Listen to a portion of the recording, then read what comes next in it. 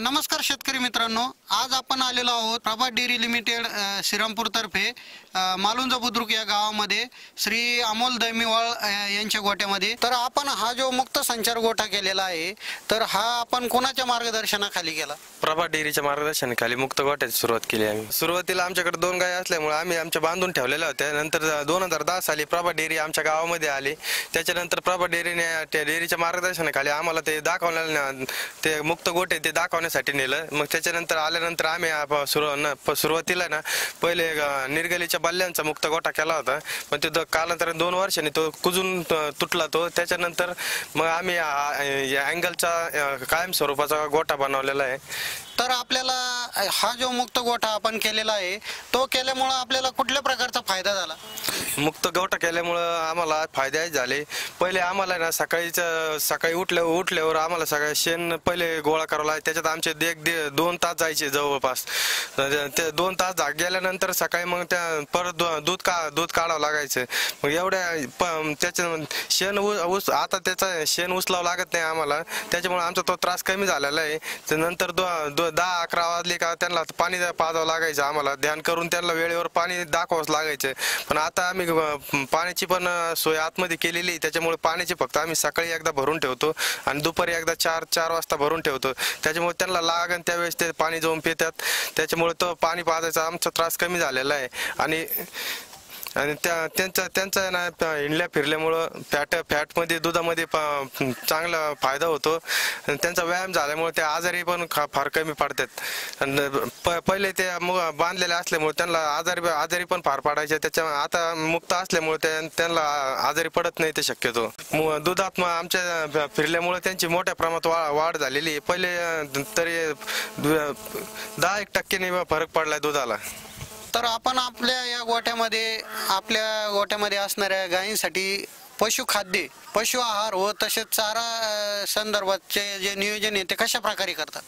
आम्ही प्रभातच्या प्रशिक्षण केंद्रामध्ये आम्ही प्रशिक्षण घेतलेले आहे। त्यामध्ये आम्हाला ते मुरघास बनवण्याचे कसा बनवायचा, काय करायचं ते प्रशिक्षण देण्यात आलं। त्याच्यानंतर मग आम्ही प्रभातचे ते साहेब लोकांच्या मार्गदर्शनाखाली मुरघास बनवला। पहिल्या वर्षी आम्ही काही बनवला होता, त्याच्यानंतर आम्ही त्याच्यात पुढच्या वर्षी आम्ही वर्षभर पूर्ण एवढा मुरघास बनवतो। त्याच्यामुळे आमच्या दुधाच्या क्वालिटीमध्ये, फॅटमध्ये, SNF मध्ये फरक पडतो, चांगल्या प्रकारे फरक पडलेला आहे। आणि त्या आम्ही मक्यापासून ते बनवतो आम्ही। वाडे आणि सरकी पेंट घालत नाही। प्रभातची कांडी प्रभातनी कांडी ते वापरतो, त्याच्यामुळे आमच्या गायांच्या दुधाच्या प्रमाणात वाढ झाली। त्याच्यामध्ये ते मिनरल मिक्सचर असल्यामुळे आमच्या गाय माझ्यावर व्यवस्थित येतात, गाभण राहतात, त्याच्यामुळे दुधाच्या क्वालिटीत फरक झालेला आहे। तर आपल्या या गोठ्यामध्ये आपण लसीकरणाचं नियोजन कशा प्रकारे केलेलं आहे? आमच्या प्रभात याने गावामध्ये गो विकास केंद्र सुरू केलेलं आहे। त्यांचे प्रभातचे डॉक्टरांनी आमच्या गायांना टॅगिंग केलेलं आहे। त्या टॅगिंग केलेल्या गायांचा 1 वर्ष तक्ता तयार केलेला आहे। त्या तक्त्यानुसार प्रत्येक गायीला गटसर्प, लाळ्या, खुरकूट, गोचिड ताप या रोगांच्या लसी आमचे प्रभातचे डॉक्टर येऊन देतात आणि त्या आमच्या चार्टवर लिहून नोंदी करून जातात।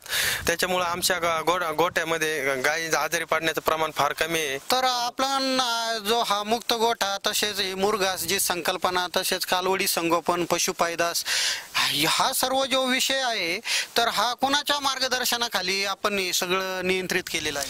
आमचे प्रभातचे MD श्री विवेक साहेब आणि आमचे प्रभातचे दूध संकलन अधिकारी आणि आमचे गावातील प्रभात मित्र श्री गोरक्षनाथ रंगनाथ तायडे यांनी आम्हाला वेळोवेळी मार्गदर्शन करून काही चुका झाल्या तर त्यांनी आम्हाला सांगितलं, आम्ही त्या सुधारून घेतल्या। कमी खर्चामध्ये आम्ही जास्त उत्पादन देणारा गोठा बनवलेला आहे। तर आपण या ठिकाणी आपण इतर शेतकरी मित्रांना काय संदेश देऊ शकता?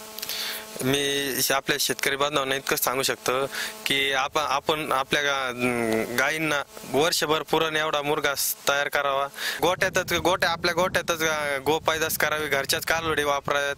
बाहेरून जनावर विकत घेण्यापेक्षा आपल्या घरच्याच गायीचं तयार कराव्यात. त्याच्यात कमी खर्चात आपल्या प्रशिक्षण केंद्रामध्ये आपण प्रशिक्षण घेतल्यानंतर आपल्याला तिथं व्यवस्थित सांगतात कसं कारवडींचं संगोपन करायचं, कशा कारवडी मोठ्या करायच्या, त्यांना काय करायचं ते सर्व सांगतात.